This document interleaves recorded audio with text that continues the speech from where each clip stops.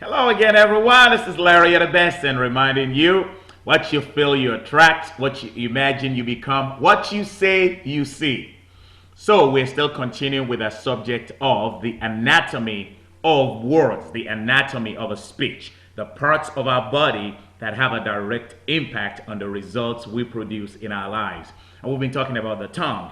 And during the last session, I was talking about the this whole notion of what is a lie.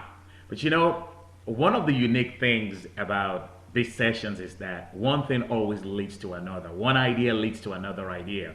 Now, ever since I finished recording that session, I've just been thinking about this whole idea, what is a lie? And what kept coming to my mind was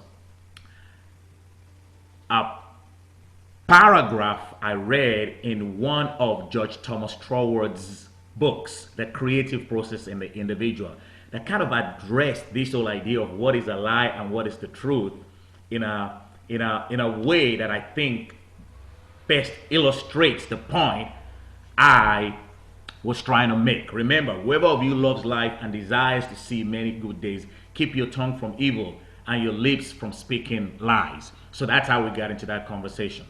So now I'm going to read something to you from one of Judge Thomas Troward's book. It's called The Creative Process in the Individual. Great book, by the way. Now, if you haven't read this book, or if you're not familiar with the works of Judge Thomas Troward, some of these things I'm going to read to you might not make a lot of sense to you. But I am encouraging you, I am challenging you to make the most of whatever you can get from it. And I'll try to break it down as best as I can as well. So, now remember, I've always said to you that you and I are the image and likeness of God. All God is, we are. All God has is ours. So when you hear Judge Troward making reference to originating spirit or spirit here, is making reference to what you and I refer to as God. Okay? So, here we go from this quotation.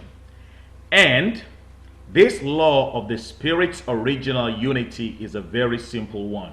So basically he's saying this law of God's original unity is a very simple one. It is the Spirit's necessary and basic conception of itself.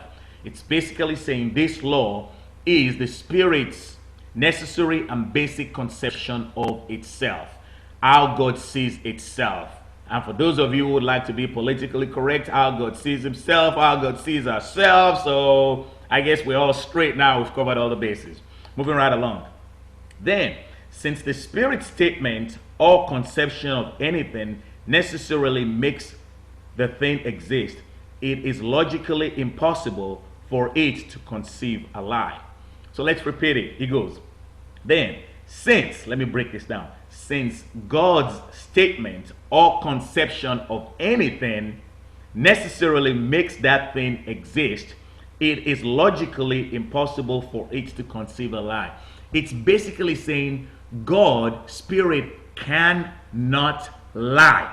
And the reason why God or Spirit cannot lie is because whatever God says happens. Whatever he pronounces comes to pass. Remember, you and I are the image and likeness of God. So hopefully you are seeing the relationship. But let's move forward. He goes on right here. How am I doing on time? All right, we're going to wrap it up here for now. We'll pick it up on the next session. Now remember, since you're going to see what you say, consciously say what you want to see. But what I want to impress upon you for now is that you and I are the image and likeness of God.